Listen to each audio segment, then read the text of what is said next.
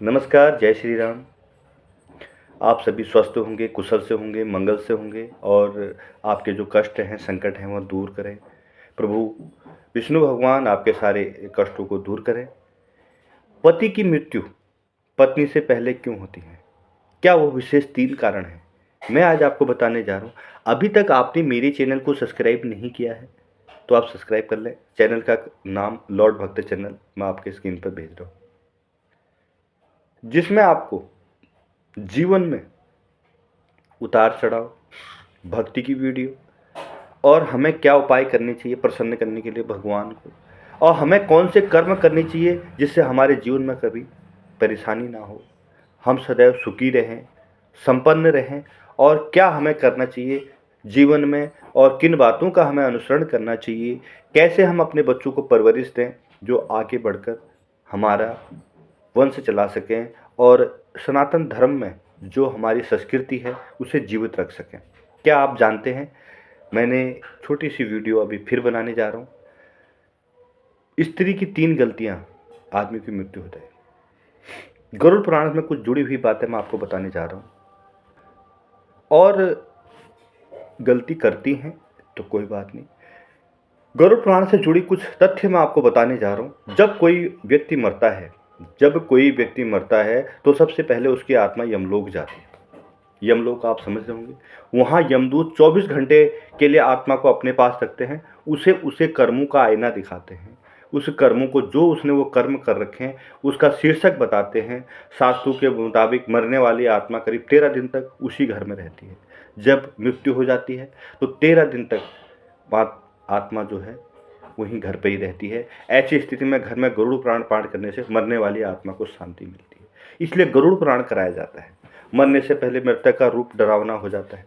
जब उसकी मृत्यु नज़दीक होती है तो उसका जो शरीर है, उसका जो रूप है, वह डरावना हो जाता है।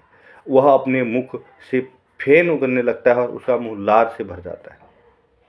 जीवन का सत्य है और इसे हम झुटला नहीं सकते। कितने ही आपने धन कमा लिया हो, कितना ही आपने पैसा कमा लिया हो, आपने जो कर्म किए हैं वह आपको रास्ता दिखाते हैं। और असहज परेशानी इतनी ज़्यादा होती है मरते वक्त कि वह समझ जाता है कि मैंने जो जो बुराइयां करी हैं, जो जो मैंने कर्म किए हैं, वह सब सामने आ जाते हैं। यमदूत अलग, और जो कर्म कर रखे हैं वह अलग, और जो कार्य कर रखे हैं वह अलग, इंसान को कटोसते हैं। अब आपको मैं बताऊं, पति की मृत्यु पहले क्यों होती है, जीवन साथी की मृत्यु पहले क्यों हो जाती है। तो इसके लिए विधि विधान हैं, आप जानते होंगे। व्रत विधि विधान, आप श्रृंगार करते हैं, आपका पति अच्छा है उसके लिए वरदान, उसके लिए पूजा, उसके लिए पाठ, उसके लिए आप व्रत रखते हैं। यही उसके लिए लंबी आयु की कामना होती है। जो पत्नी सच्चे मन से अपने पति की सेवा करती है और अपने पति के लिए जीवन में सारी सुखों के लिए भगवान से प्रार्थना करती है, उस पति की उम्र बढ़ती है। क्या आप जानते हैं, पति अकेले रहने के बाद भी नहीं सह पाता, मगर पत्नी अकेले रहने के बाद ही पति की मृत्यु के बाद रह लेती है। वह इसलिए क्योंकि पति टूट जाता है, पत्नी कभी नहीं टूटती, औरत कभी नहीं टूटती। जीवन का सत्य है, जब आप अपने पति को सुख सुविधाओं और भगवान से प्रार्थना योग्य वर मांगते हैं, उनके लिए विशेष उम्र की कामना करते हैं और कहें कि मेरे पति की मृत्यु कभी जीवन में ना हो, भोलेनाथ की कृपा बनी रहती है, विष्णु भगवान की कृपा बनी रहती है। उदाहरण के लिए, मृत्यु सबकी आती है, मगर नियत समय, सही समय पर मृत्यु आना सबसे बड़ी बात। जो पत्नी अपने पति की पूजा करती हैं, अपने बच्चों का, अपने परिवार का सदैव ध्यान रखती हैं और सदैव अच्छे कार्यों की ओर आगे बढ़ती हैं, घर में पूजा पाठ करती हैं और मंत्रोच्चारण का जाप करती हैं, उस घर में अकाल मृत्यु कभी नहीं होती और पति की लंबी उम्र बढ़ जाती है और भगवान उस घर में सदैव सद्बुद्धि देते हैं, बीमारी का नाश करते हैं और माँ लक्ष्मी का वास करते हैं।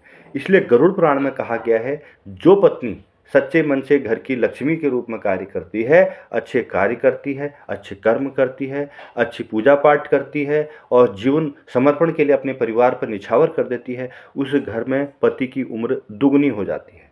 यह विशेष बात जीवन साथी की लंबी उम्र होने से परिवार में सुख शांति बनी रहती है और परिवार में हर प्रकार का धन वैभव रहता है।